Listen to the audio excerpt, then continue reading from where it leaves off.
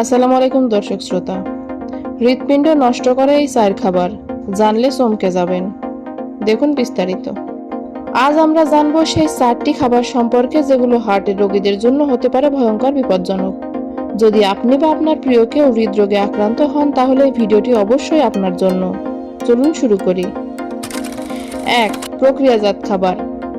প্রথমেই আসছে প্রক্রিয়াজাত খাবার, যেমন প্যাকেটজাত sausage, chicken nuggets, chips, instant noodles ইত্যাদি।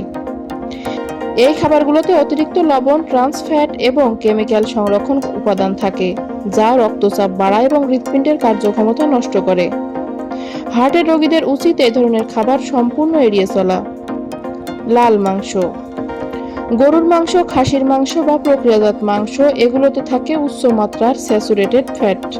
এই ফ্যাট খারাপ কোলেস্টেরল বাড়ায়, যার ফলে ধমনীতে চর্বি জমে এবং হার্ট অ্যাটাকের ঝুঁকি বেড়ে যায়।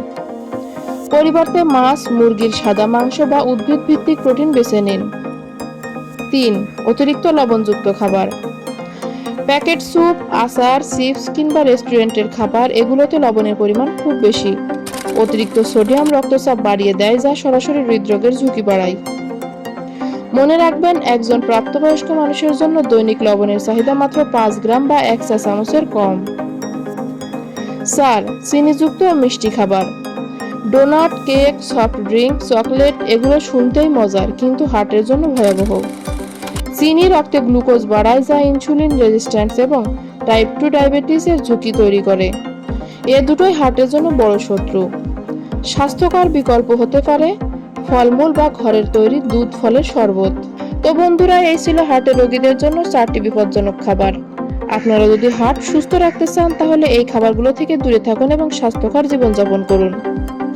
ভিডিওটি যদি ভালো লাগে তাহলে লাইক দিন, শেয়ার করুন এবং চ্যানেলটি সাবস্ক্রাইব করতে ভুলবেন না। ধন্যবাদ সবাইকে। আল্লাহ হাফেজ।